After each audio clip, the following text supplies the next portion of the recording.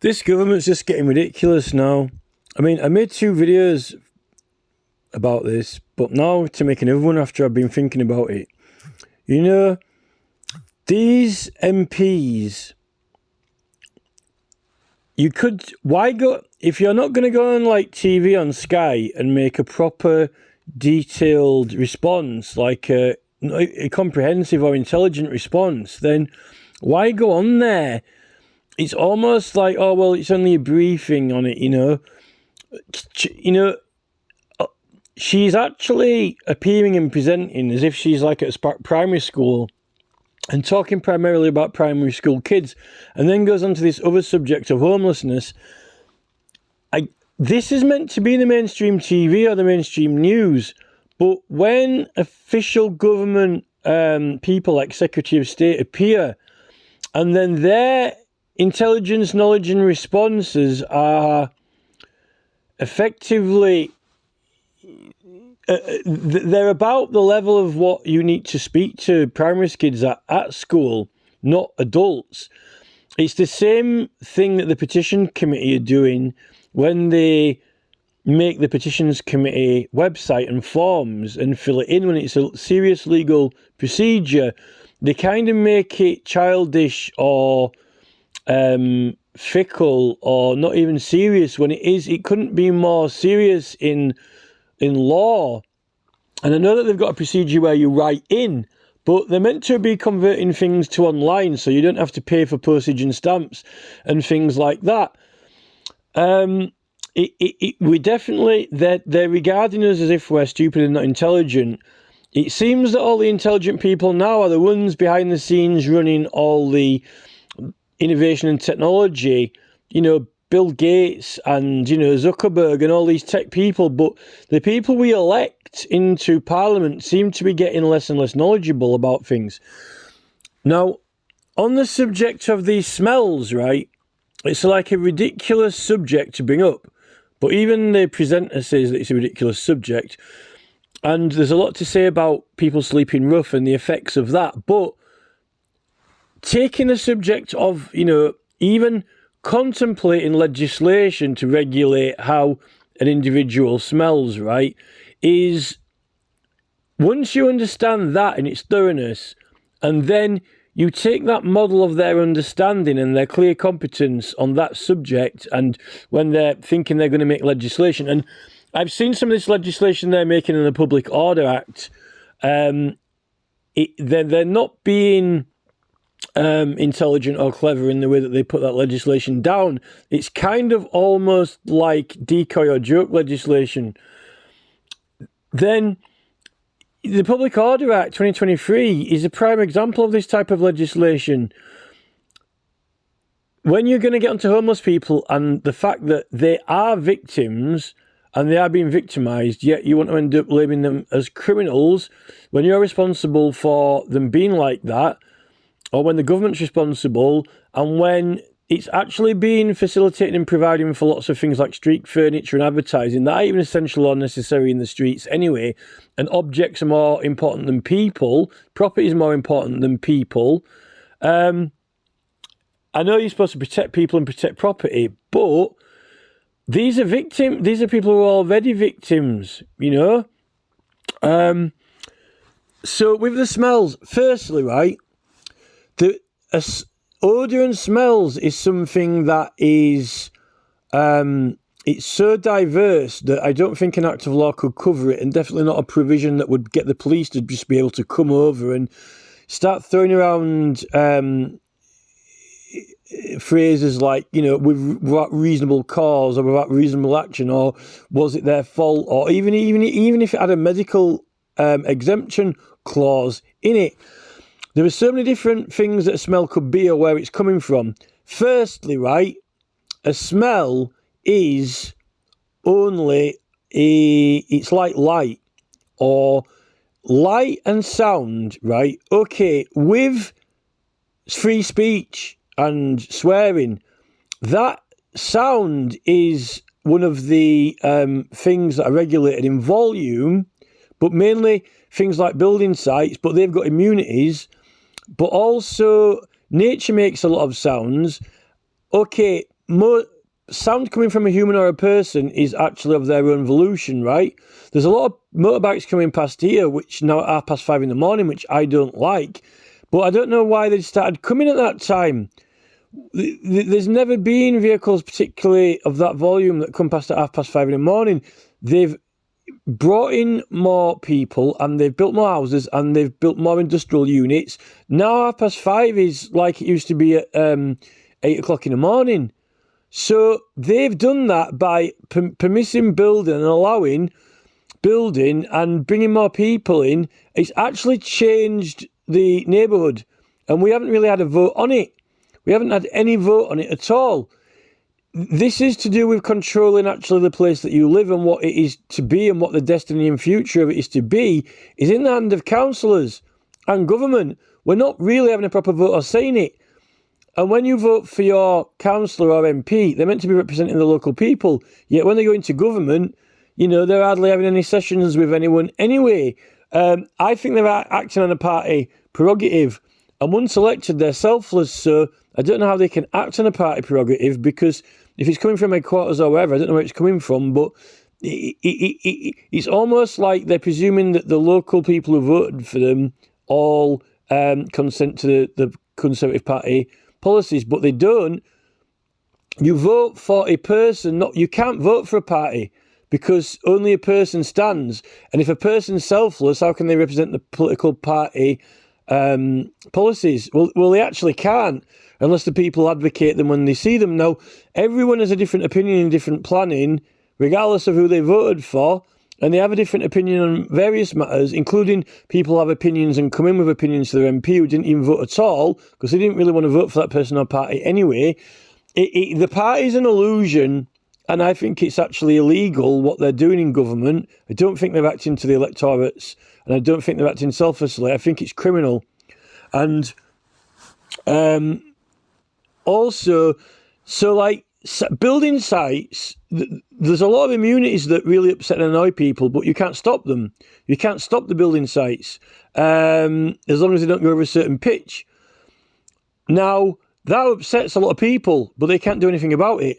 Also, in the city, there's meant to be a lot more noise everywhere, and people are supposed to be a lot more tolerant of noise because it's all over the place, so they don't complain about it. So it's the norm to be noisy. So why don't they say, there's a lot of smells all over the city, so that's the norm, why not put up with them? There's noise in the city all the time. City people get used to the noise. There's smells in the city, people get used to the smells, right? That's the thing. And noise, usually you complain about it by volume, right? Now, maybe you could say the intensity of a smell, but then if you want to go into the realms of intensity and smell, then what about, baking factories or other factories, And then it's not only like volumes and levels of it. No person or one person can put out volumes of smell that compared to any industrial unit or factory, And then you've got all these different businesses, Greg's Pasties, coffee, all these other smells. And then, can you remember when they made smoking illegal? And then a lot of the pubs smelled of the toilets because apparently the toilets weren't as clean as they should have been, but the tobacco was masking the smell of the toilets. Well, the thing with the tobacco, that's a smell that's actually doing something at the current time to mask a lot of other smells. And only because you got rid of one smell, which actually they deemed was to be unlawful indoors, smoking, particularly in pubs and that, unless you get a licence or parliament, so actually the toilets smelled the whole way through, but no one knew about it because of the tobacco masking it, right? It's and then added to that, there's so many different things that really you can't just say odour, because odour is a spectrum of different things. You would have to have police with breathalyzers, with analyzers who are analysing every odour to see what it actually was, and then you would have police coming out with like forensics, because there's cameras everywhere to see where everyone to see who does something visually, but a camera can't always see who makes a sound if everyone's turned away from it. How are you going to find out where smells are coming from? It's absolutely insane and ridiculous to even contemplate. This is a wind-up. This program actually is a wind-up. It's on there for a joke and a wind-up, you know. So you're going to have police with forensics. That means that every policeman's going to have to be like a mobile forensic unit, not just with fingerprints, you know. And then really what you're trying to make certain things illegal because they smell a certain way or another way. But yet, if you're going to do that, then what you're actually doing is making certain substances illegal, not really the smell. It's where the smell's coming from, the source of it. And to do that is an insane amount of legislation, because then you're going to have to classify loads and loads and loads of products. With sound, no object that makes a sound is illegal necessarily, right? But they give off sounds, but with the volume of it, it can't be controlled. It's very hard to identify. And further to that, with smells, it all comes down to taste, what you like and what you don't like. And that is where they're getting out with sounds. When it comes to free speech, at the end of the day, it's a sound. It's simply a noise. And people don't like a certain noise, right? Where the noise is originating from is the person. In Ireland, they were wanting to, they really don't want people to think a certain way, because the sound or the opinion can only come from the person's mind or body. But that's natural. It's actually natural response or opinion. They're actually wanting to change the person's mind. And when you're getting into changing the mind, why don't we say, well, let's change the mind of the MPs or change the mind of the people who are voting for the MPs? And then we'll say, well, let's just change, it's to change. Someone's mind is their conscience, because then you're getting into the realms of changing the minds of the jury, right? It's just wrong. The whole principle of it is wrong. And I think it started happening, this ridiculous chain of thought started happening when it's to do with immigration, and foreign thought and opinion is different to our culture, and partly the machines and devices. That I'm not going to blame the foreign influence too much, because there's a lot of British people and English people who are starting to get strange opinions based on like mobile phone whims. It's training. They're being trained. Just like they have a monkey with a banana on a pinball screen, like playing Frogger or something on a screen. This MP and people like her, they're being trained. The mobile phone is like, it's a smart training device. And what it does is get you very, very intolerant. And then what it can do is, once it's got you to be intolerant, then the government can start doing calling cards and going, oh, now we're all intolerant, then we better be intolerant to this, and we better be intolerant to that, and we better be intolerant to homeless people, and we better be intolerant to smells, and we better be intolerant to speech. It's all being trained through these complicated devices, through personal conditioning. And I think the Google ads are a wind-up as well. Another thing that they're doing is they're giving you powers to block and stop everyone else except those who are in charge of the platforms, and then we're having to accept that they are in charge and controlling us all through the devices and machines. They don't actually want to send kids to school anymore, I don't think. We're all going to be under control of these devices. And, going back to the odours and smells thing, right? Firstly, what about smell? Again, it's all like press the like button or press the dislike button. The thing on YouTube is this. They did psychological experiments on us, right? And when you don't like a video, you press thumbs down, right? You press thumbs down. Feedback to the creator. But after a while, they removed it because people were using the thumbs down, they claim, to attack the channels or videos. So they don't really want to see how many people dislike something. And they don't want people to use it really as an attack. Now, don't you think that these MPs are attacking people, or other people are attacking other people with these buttons on the screen because they don't want to hear them? They're getting annoyed by them, yet they break no group rule, they break no law, and there's a legal requirement in public meetings to participate and give evidence, yet they just want to beat the other person or get rid of them. So they're pressing the button.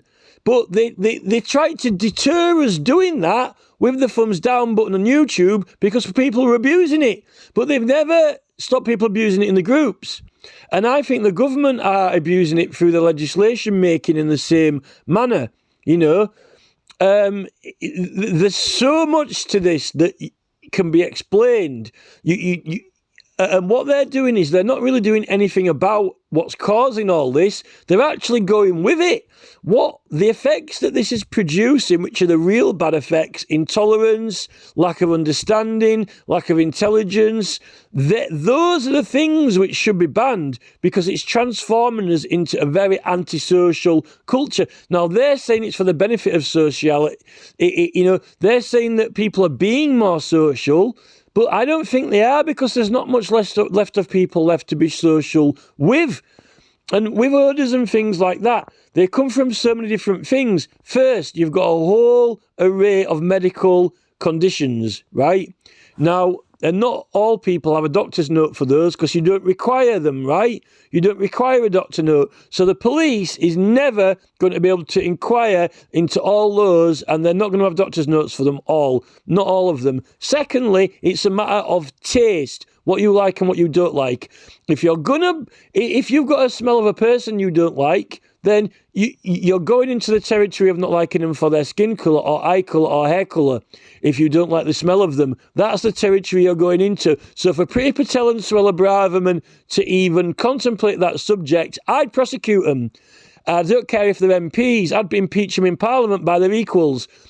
And, if Parliament can only be judged, if impeachments by Parliament can only be judged by Parliament, then George Galloway and Andrew Bridgen and Jeremy Corbyn need to start calling for these people to be prosecuted for subverting the liberties of the realm. If we can't prosecute them, someone can prosecute them.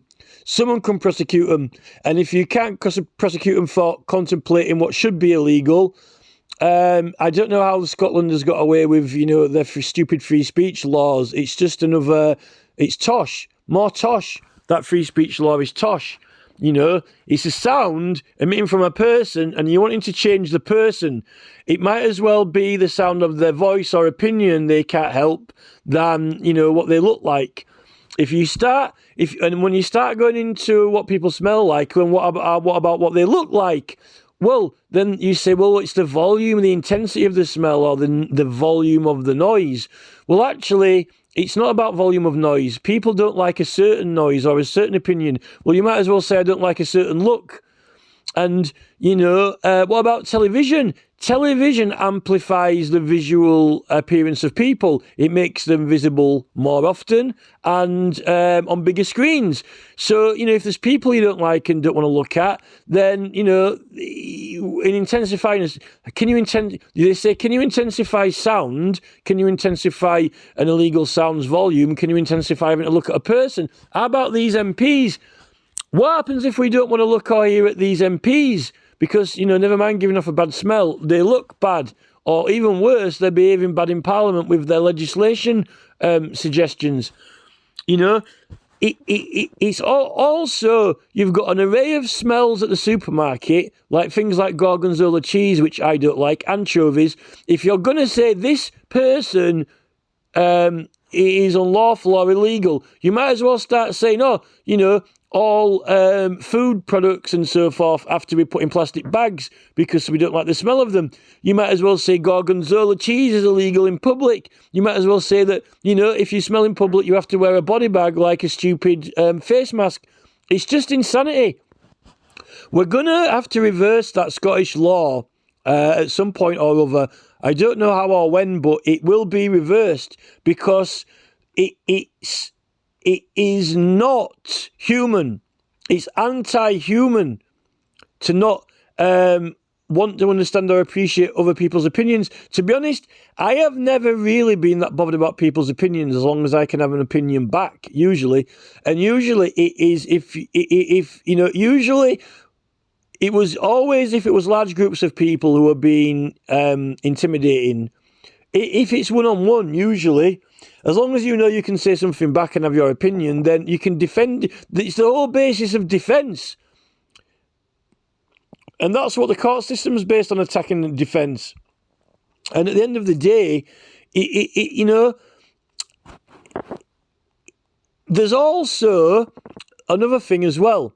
On the internet, there are many, many websites claiming that if you don't wash your hair, it cleans itself. It's like a natural process, right? It does it. So you would have to say that that's untrue and scientifically flawed in order to prove that's misinformation and take it down from the internet, so no one did it. Because if your hair's self-cleaning and cleans itself, then you've got a right to go about self-cleaning, right? Particularly when there's a website that's giving information about that, when scientists don't disprove it, when scientists don't disprove it. So, you know, it's almost like, well, people with dreadlocks actually leave their hair, don't they? Because they tie it up. So there's so many levels that it is, and the worst thing is that many of these policies have actually been introduced since we've started having a more ethnic mix of parliament. And what I think it is I do think there's a lot of racial motivations behind it, but I think that those people are just less understanding and less tolerant. They've actually got an intolerant gene in them. They're intolerant in nature and lacking the understanding. And our laws have suffered because of that. So what's happening is that we're getting, as culture's changing with people who lack understanding and are intolerant, and it's passing off everyone else. And the devices are having an effect as well. It's a shame that they've not got software and devices that are more promoting to caring and love and sharing. You'll never promote caring and love and sharing if you have got a model of finance and money. Because for the corporate to work, you have to have money, profits and economy. The corporate sector, if someone invented, right, this is the thing, this is where I'm going to go with this, because I could go on forever talking about the intricate details of why it's just flawed. The whole model of regulating smells is not only flawed, but unethical, right? Priya Patel, Suella Braverman and Rishi Sunak, right, for example, I'll pick on them, right? They, right, for example, based on their legislative preferences and their policies, right, they are going along this, they're claiming that it's all because people don't like them, right? So it's all this racial bias. For example, let's get racial bias, which is what the Scottish are basing their free speech laws on, right? Primarily, let's not have no illusions about it, it's primarily because of racial issues why the free speech clause was needed and brought in. They could have brought it in at any point through history, right? But it's because of that. Now, it's never prevented other ethnicities from mixing and coming over to England or even getting into government. So I don't see that the free speech has ever been an obstruction to other countries or people. Definitely not, or else they wouldn't have been able to achieve and do well in business and government. But what happens when they do, and when they're allowed to, is they start taking away free speech. And the thing is, really, they're wanting us to be kind, to not be nasty, treat them like everyone else, and effectively, they want everyone to love them and accept them, right? So we've got like Rishi Sunak, Patel and Braverman, who I will pick on, right? They would like everyone to treat them completely equal, the same, as if there's no differences, and love them, right? So let's say that Bill Gates or Jeff Bezos comes out with a love pill, right? And let's say it hasn't got any flaws in it. It's not a flawed one, right? So, and if everyone has this product, then they will all start loving each other being caring and accepting each other, not only for their nationality and their skin colour and their behaviour, they will be with wide arms open, possibly even regardless of smell and colour, right? That means that you're going to love people more. And then people will start giving each other things and not selling each other things. So they're going to go out of business quicker than LA, quicker than Los Angeles Main Street. They're going to go out of business. And then Jeff Bezos is going to start going out of business because people will share their books. They'll share their television. Oh, I'm not watching the TV today. I'll take it off the wall and take it around to your house. Or don't go to B&Q and buy a ladder. Use my hammer. Use my ladder. Use my spare nails. Right? Or, I'm not riding this bike today. Ride my bike. So they'll be having less and less things. They'll be selling half as many bikes, half as many cars, half as many objects, and all the businesses now will not be growing so much. They won't be as such booming economy. You know, they really don't want people to love each other. They don't want people to love and care about each other because it will ruin their economy. It will ruin their economy. It will ruin their profit margin. And if people actually got understanding to, true value in life, then they probably wouldn't even, be wasting money on products that aren't even worthwhile. People would just be talking more, philosophizing more. Even if we're allowed to philosophize more, if we're even allowed to talk about subjects that are questionable or dubious. So, as far as I'm concerned, these people are confused. They don't really understand or know what they want or how to get it, and they can't live with contradictions.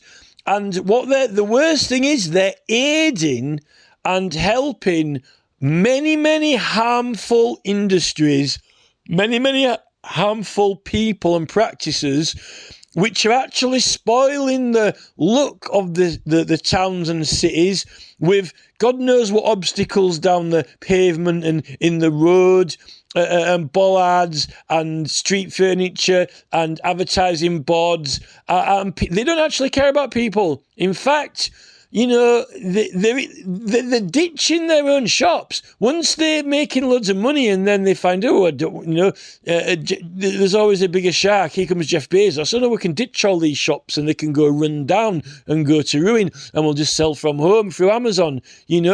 They're so quick to...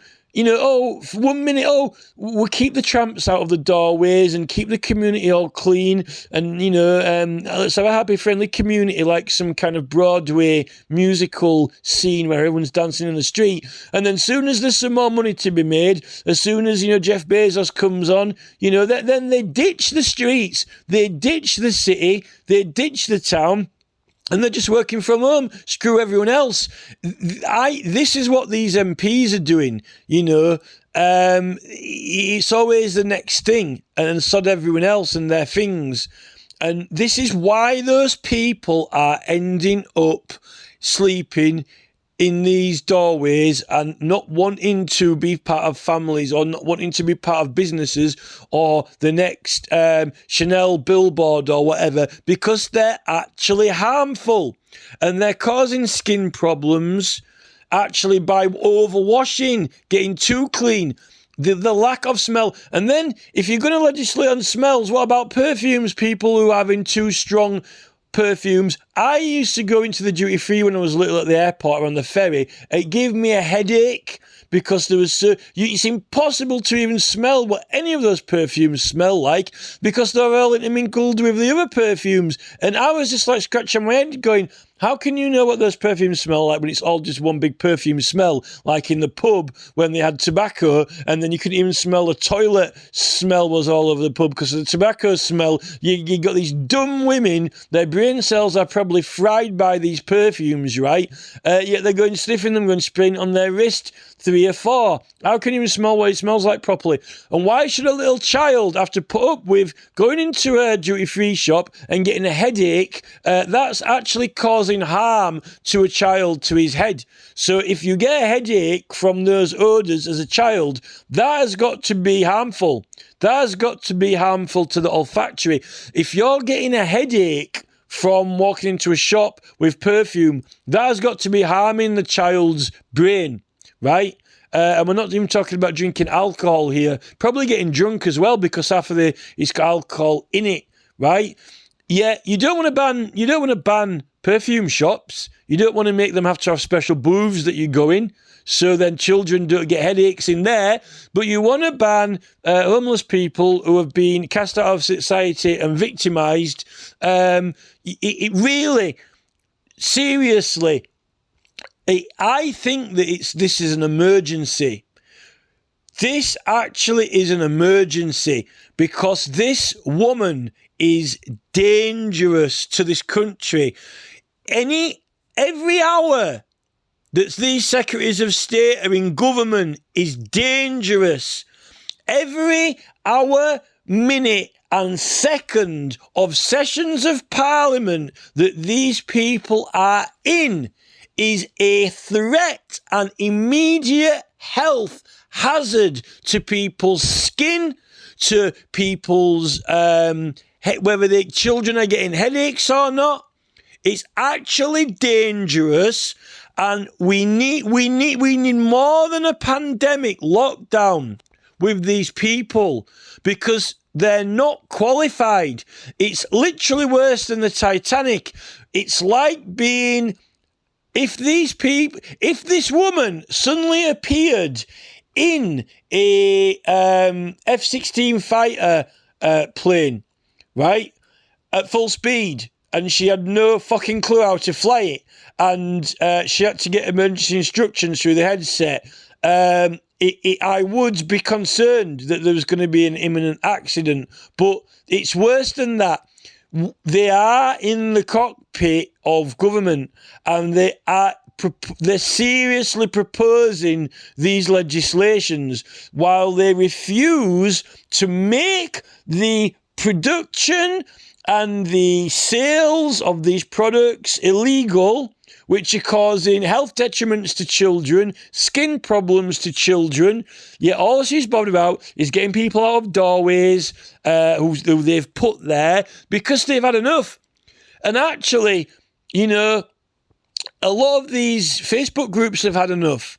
A lot of these Facebook groups are in despair, running around like headless chickens. They don't know what to do to stop these councillors, to stop these councils. They're using legitimate means, legitimate methods. We're using petitions. They're doing actions. All they seem to be able to resort to is throwing massive wads of money at judicial reviews. Yet, like, you know, Stonehenge Tunnel, £60,000 for a legal case, when they've already collected the amount of signatures that affords to buy them a referendum locally with the signatures. The government are denying it. You know, when they don't want to sell you something, they won't sell you it. And when they make it compulsory to have things like mobile phones, then you ain't got any choice. Consent, submit, accept.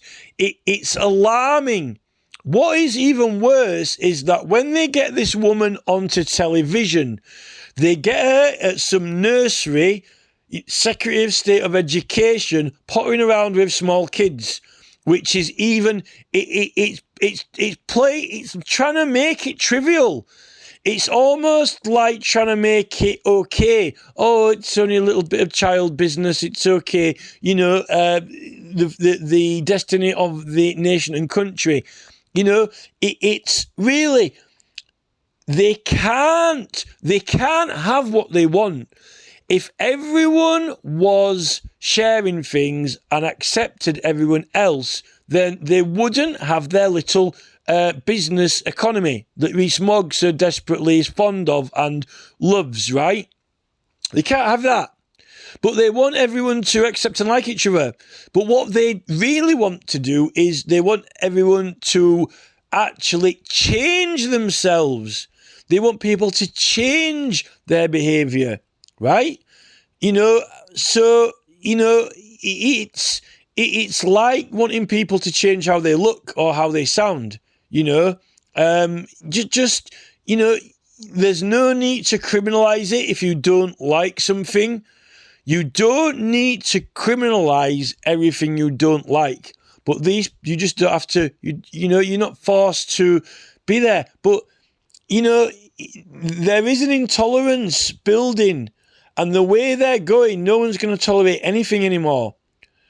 You know, go to the places you like with the places you like, but you shouldn't be criminalising it, particularly if it's not people's fault. She did gesture that, you know, there are problems or solutions, but then she suggested, like, Sunak throwing another, you know, 2 million at it or whatever. I don't think that's the solution. You're never going to be able to police this. And I don't know how they're getting these things through Parliament. It really does need changing some of the rules and regulations for these MPs. We're going to have to replace MPs soon with a different system, because the legislation that is getting proposed now is it's unethical, and what's worse is they're claiming it's for those reasons. They're claiming it's for the benefit of everyone. I think that it's for the benefit of the rich to sweep the poor out of the way. We used to have this problem with, you know, that's really what, you know, the gates and security are for. You know, the idea and principle of having gates is to keep people out, right? But, you know, why do you need to? You know, there are countries and societies that you know, everyone trusts each other, and there's very, very low levels of crime. There are some countries in the world where the crime level's so low, even in many villages still left in England, you know, like in Durham or, you know, wherever, there are places where there isn't any trouble or crime in villages still. Some farmers don't even lock their doors, you know. So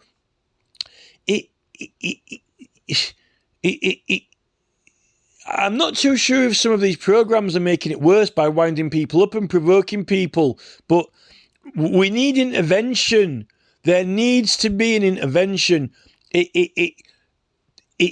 When Parliament was only being held every so many years, and things that really needed attention get sorted out, this is like not priority. This is kind of like a pageant. It's almost like sending the MPs to the nail bar, or, you know, playing some sort of Candy Crush game. They're fidgeting. They're fidgeting, and they are meddling with the laws when there's no crime has been committed, and it's not criminal, and it should never be criminal, right? And it's got to a point now where true that when you've got more and more devices and more machines and more technology, it needs regulation, but they're not regulating it. They have the things that really needed attention, like Facebook groups, like public meetings in Facebook groups, the things that were really important, they've actually been encouraging and actually on the other side of, and actually causing, you know. And it's almost kind of like they've spoiled the painting now. You know, an artist, a painter, paints a picture, right? And once you go, you know, once you've finished, you stop. And these people are perpetually playing with the legislation. And there's so many of them now that they've actually made a mess of it. And the fact that there's loads of more inventions and things that need regulating, so that's their excuse for carrying on. It's not a pretty picture. And I think that the legislating of it is... we shouldn't have these people messing around. They don't even turn up a lot of the time in government anyway, you know. They're spoiling the country. They're spoiling the world. And the things that they need to be, The thing with the Conservative Party is that, it's championing industry. It claims, these are all intelligent things. Industry is intelligent. It's not intelligent. It isn't intelligent. All of those planning permissions for drive-thrus and malls is stupid. It was a 1980s Back to the Future whim to get the latest all singing dancing malls and drive-thrus and all the food while they were on TV adverts based in Turkey's, and till Kingdom Come. And it's now been proved to be a complete and total health hazard and really bad. Just like the piles and piles and piles and piles and piles and piles and piles of DVD boxes in charity shops that no one's going to buy, that are not even fit for landfill because there was no patience. There's never been any patience,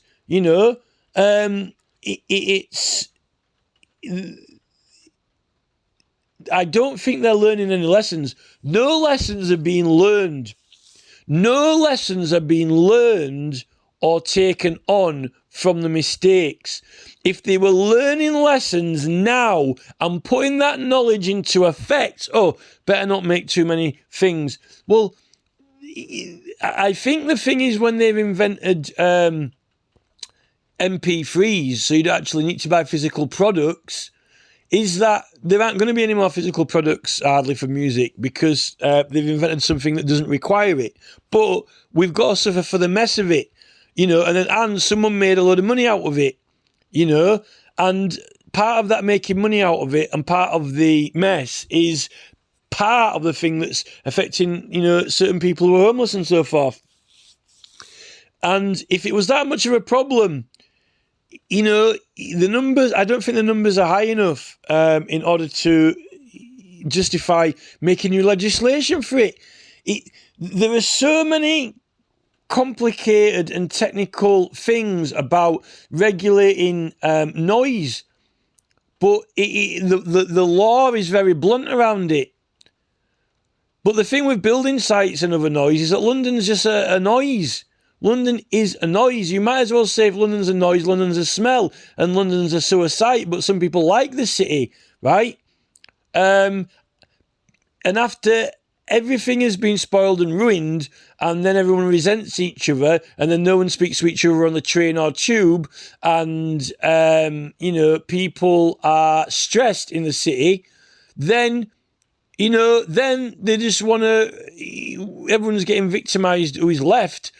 Really, the tramps don't want to participate in society because, it's a mess, but they want to be near people, but they don't really want to participate in their culture, so they curl up in a ball in a doorway. Then you've got people on the train who don't want to speak to anyone because they don't trust anyone, unless they're, remotely Polish or something, and then they can speak to them in a different language. No one wants to speak to her on the train. It really is. I really don't know what Scotland are doing with their free speech, but the rest of England, the rest of the country need to stop London. They need to stop these ministers.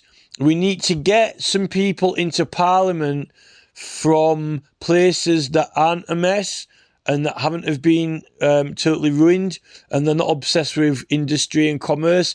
I think it's the Labour Party and Tories, and as I've said before, it's not. It can't be possible to have a selfless policy and then be taking instructions from a political party because they're not your electors. Now, if any of those electors who voted for the political party want to give input, that they're not. And I actually think that if you record all the council complaints and record all the petitions and record all the objections, I think you'll find that it's a good mixture of people, even out of those who didn't necessarily vote at the election, who are putting complaints in and so forth. So people are representing when they need to represent, when they're annoyed with something, when they want something done. Therefore, those people who voted for a certain MP, if they're not making a representation on this matter or that matter, unless there's a consultation or whatever, apparently you've got to ask people what their opinion is for each matter, for each individual matter anyway. So I don't see how a council can coast through on assumption. I don't see how a council can coast through its entire sessions and its entire seasons of operation, or its entire schedule, on assumption of party dominance. You can't have control of a council. It's impossible. In political theory, you can't have control of a council because it would be illegal for a political party to have control of a council, because it can only be controlled by the electors and selfless representation of each councillor. So it's flawed in theory and principle. It's actually flawed, and it's an illusion, and they've been running on this illusion for a long time without anyone without any intelligence to intervene. I'd prosecute. I think it's a corrupt and illegal practice of lack of selflessness and a hijacking of all councils around England with a party political agenda. So, I'd love to prosecute it. I'd prosecute it in the courts if I had the money, and I could get scientists, I could get sociologists to back it up, I could get lecturers, professors, I could get whatever you want, science, sociology, professional witnesses to go into court. Logic. I'd get a mathematician, a logician, a person who is proficient in making logic and calculations.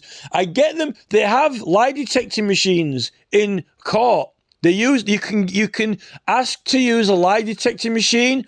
I would get there's a guy in Scotland who sounds a bit like Neil Oliver. He helped program some of the software for Facebook and other platforms that scan for threats to MPs. We need to scan for threats for democracy.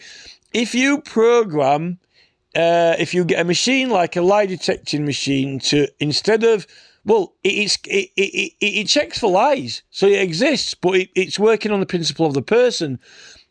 If you set up a computer to run a logic program, which is computed to facts, and set that computer going, and you use it to detect lies of information and facts in logic, right? That machine, right, if used in a court, would write off not only both political parties, but the logic on them existing, the logic of them being able to have what you call control of a council, the logic in how the councillors can even vote in sessions, and how people have even been asked, like, for example, in the public consultation that can't be lawfully possible to ignore the results of. That's a failure in logic. It literally, you would have both political party headquarters and their staff in prison for corrupt and illegal practices. There'd be nothing left of it. And you know what? You get people like this Secretary of State for Trans, going, oh, I'm sorry, I'm just dumb. I'm just abroad. I'm just a dumb broad. I'm just stupid. I like working with, put me back in the play school with the little children where I should belong. And then I'm safe with the children. Then we can write petitions to Parliament, 50-word petitions to Parliament where it's all safe. And we can just tick a big box, with a big, put my signature and postcode in. These MPs, right, they need to be put where they belong, which is filling in petitions to the petitions committee with a 50-word restriction on their character limit, and without any ability to attach any intellectually strong evidence at all, which is what they based the entire government on. They probably would be safe if the closest they could get to political engagement was the petitions committee baby form. If these MPs were restricted to use the baby school petitions committee form, then we would be safe from these people. It shows you their intelligence level by the forms they come out with. That's the form they invent, and that's the form that they should be using themselves. These politicians should be restricted to that baby form on the petitions committee that Cat Smith, is meant to be in charge of, and then we would be safe from them. Unfortunately, they're in very serious positions like, Secretary of State for Defence and the Committee of Culture, Media and Sport, which is another corrupt committee which has been colluding with, Sheryl Sandberg, Nick Clegg, Mark Zuckerberg to completely and totally undermine the platforms and legality of the platforms. When we're trying to oppose these people through lawful due process, through a lawful opposition, and they've actually acted against us and encouraged people to block and ban each other and fall out with each other, it's time to get a proper electoral system in place where people can fairly represent through their electorate area on all and every decision. So then, all you get in the council is a light flashing like Dr. Theopolis and, all in favour and all against, so we can have a fair majority vote on it. But that's not what the Tories like. The Tories don't think that they should have one vote, because remember, the voting system of the Tories was based on, people who had lots of lands, they could have more than one vote. They weren't just worth one vote, they were worth multiple votes each,